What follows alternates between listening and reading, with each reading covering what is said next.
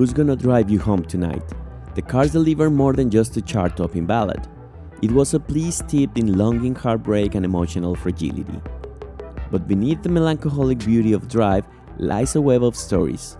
The serendipitous connection between Ocasek and Czechoslovakian supermodel Paulina Porizkova, forged on the set of his dreamlike music video, the masterful use of drum machines and synths, and a Live Aid performance that turned it into a global anthem of compassion. In my studio, I'll recreate this unforgettable song, peeling back the layers of its creation, and also show you how to mix this track on Logic Pro using basic plugins.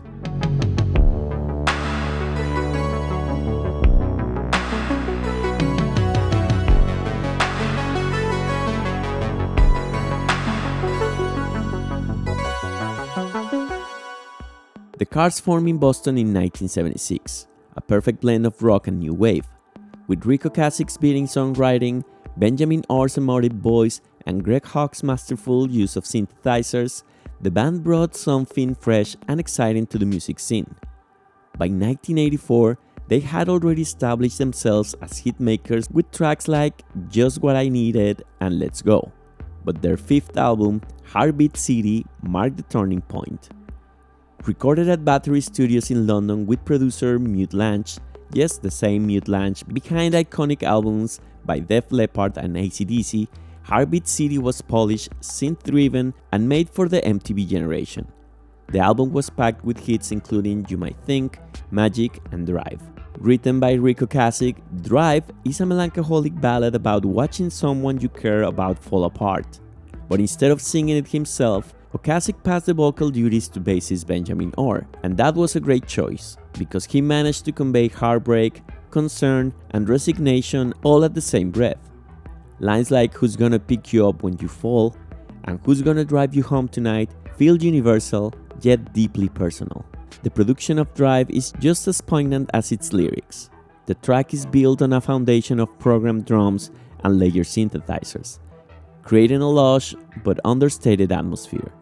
Unlike the flashy, bold synth sounds that dominated mid-80s pop, the tones here are tasteful and restrained. Based on their live setup at the time, it's likely they used a LinnDrum, a Roland Jupiter 8, a Yamaha DX7, and a synclaver to create the track's rich textures. Though not officially confirmed, so if you have more information about this, please share it in the comments below.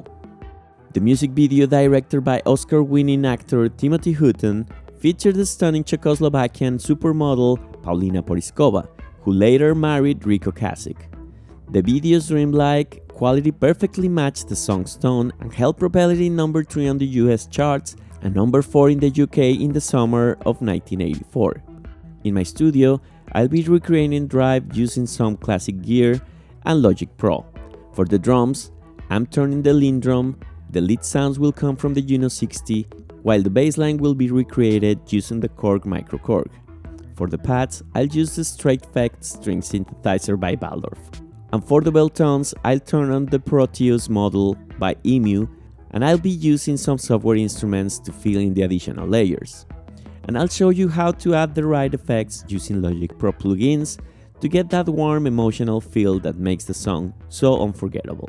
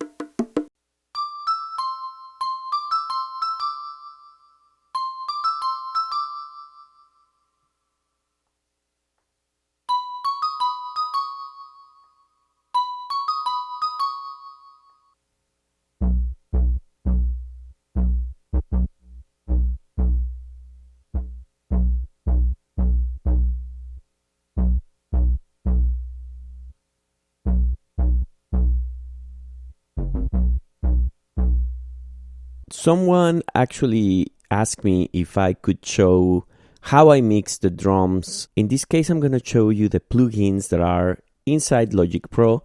So if you have Logic Pro, that's the only thing that you need. Obviously, you will need your instruments to record, and that's it. The same with the synths. I'm using some of the synths that are included in Logic Pro.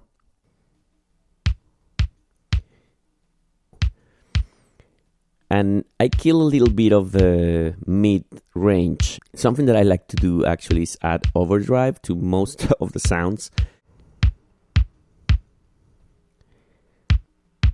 So this is my kick. Now let's go with the snare. I have my equalizer first, followed by overdrive, and then I'm just opening the track a little bit so it can be more expanded. I use the chroma verb for the reverb.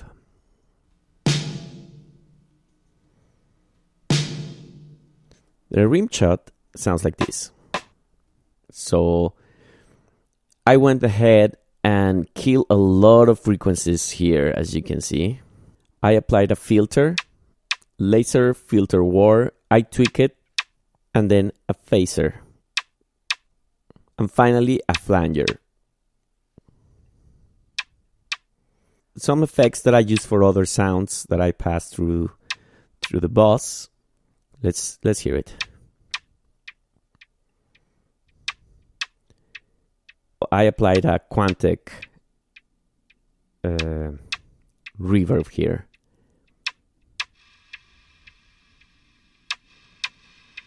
The tambourine actually has a big delay that is actually pan in stereo, that it goes side by side to your ears.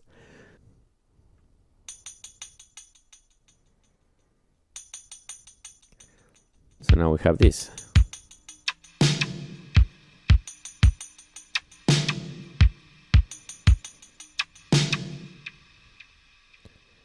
So it's big now, it's getting very big.